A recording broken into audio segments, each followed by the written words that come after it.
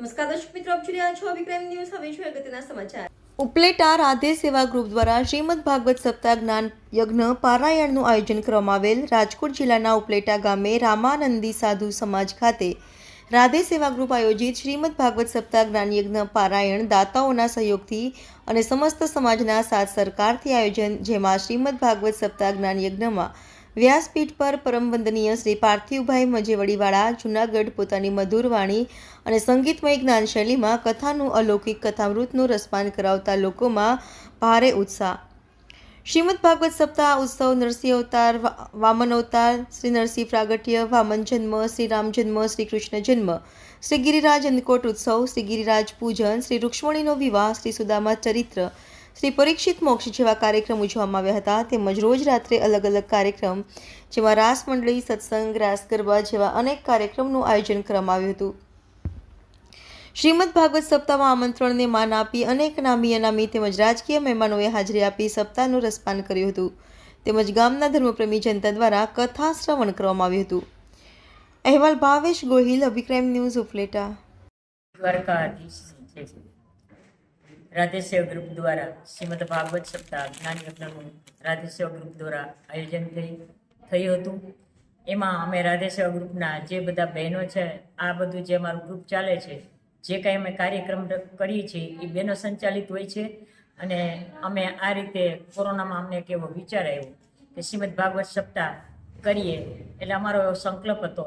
અને ખાસ કરીને મારો, અને હું અત્યારે રાધેસેવ ગ્રુપમાં પ્રમુખ તરીકે મારી સેવા બજાવું છું. અને બધા જ બહેનો સાથે રહી હળીમળી અને કામ કરીએ છીએ. અમે આ રીતે 5 સપ્તાહ અમારી પૂરી થઈ છે આજે જ. અને હવે પછી અમારી જે 6 સપ્તાહ બાકી છે, 11 સપ્તાહનો અમારો સંકલ્પ હતો.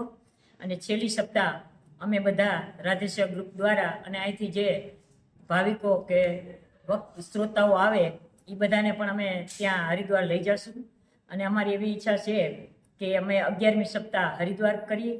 અને અમારી જુદી જુદી બધી પ્રવૃત્તિ છે કે દર અમાસે અમે બાળકો જમાડીએ, પછી નિદાન કેમ્પ હોય, એવી બધી લોકોને ઉપયોગી કાર્ય કરીએ છીએ. અને અમે જુદા જુદા જગ્યાએ અમે ભાગવત સપ્તાહનું આયોજન કરીએ છીએ.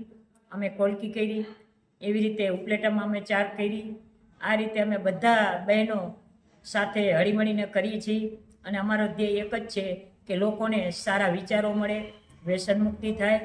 અને ખાસ કરીને મુખ્ય અમારો ઉદ્દેશ એવો છે કે જે અત્યારે આપણી જે આ સાંસ્કૃતિક છે, જે સંસ્કૃતિ છે, એ લોકો ભૂલી ગયા છે. એટલે અમે બધા આવા જે 5000 વર્ષ પહેલાં જે શ્રી કૃષ્ણ પોતે જ્યારે અવતાર ધારણ કર્યો, એમની જુદી જુદી લીલાઓ આવે છે.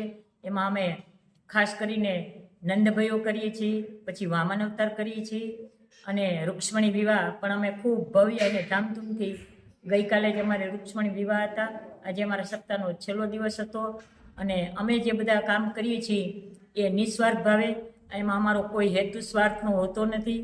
એટલે આ રીતે અમે આવું કાર્ય અને અમને સારા વિચારો શ્રી કૃષ્ણ પરમાત્મા આપે એવી પ્રાર્થના રાધે સેવા ગ્રુપ દ્વારા હું કરું છું.